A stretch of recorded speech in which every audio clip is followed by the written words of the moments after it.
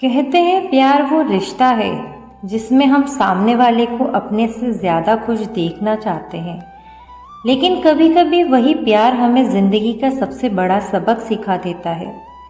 आज की कहानी एक राजा की है, राजा भर्तहरि की। वो राजा थे, कवि थे और प्रेमी भी थे।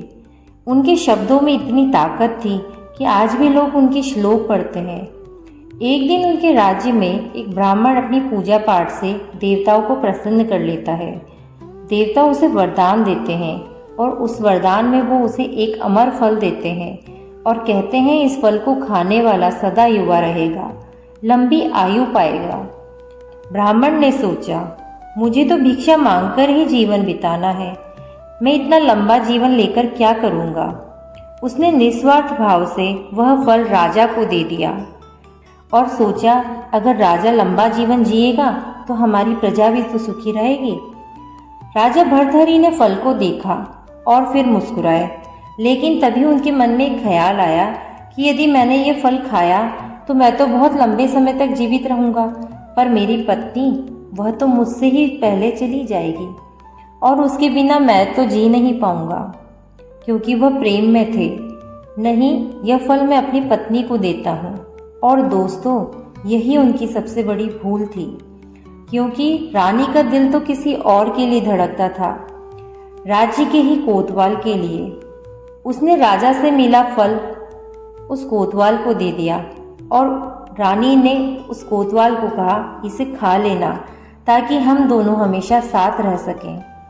कोतवाल ने फल को देखा और हंस पड़ा। रानी से वो सिर्फ महल और धन दौलत चाहता था, उसकी असली मोहब्बत तो एक नर्तकी से थी।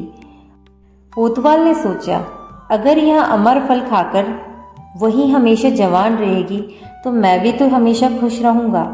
उसने वह फल अपनी नर्तकी को दे दिया। नर्तकी ने फल ले लिया और मन ही मन फिर सोचा, कौन मूर्ख इस पाप भरे जीवन को लंबा जीना चाहेगा। हमारे राजा अच्छे हैं, वही इस फल के असली हकदार हैं। और वह फल वापस राजा को पहुंच गया। दोस्तों, राजा ने जब वही फल अपने सामने देखा तो वे हक्के बक्के रह गए, दंग रह गए। पूरी सच्चाई उन्हें समझ में आ गई और उसके बाद उनका दिल टूट गया।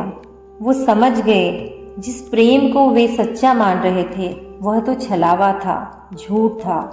और फिर उन्होंने सब कुछ त्याग दिया, राजपाट, महल, वैभव, सब कुछ। जंगल चले गए। वहाँ उन्होंने वैराग्य पर 100 श्लोक लिखे, जो आज भी वैराग्य शतक के नाम से मशहूर है। दोस्तों, यह दुनिया अपूर्ण है। यहाँ हर इंसान किसी और से प्रेम करता है और बदले में उम्मीद करता है कि वही व्यक्ति भी उतना ही प्रेम लौटाए।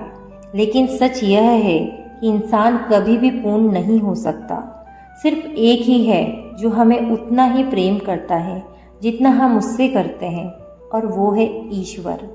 बाकी सब प्रेम, सब मोह है, और मोह हमेशा अधूरा ही रहता है।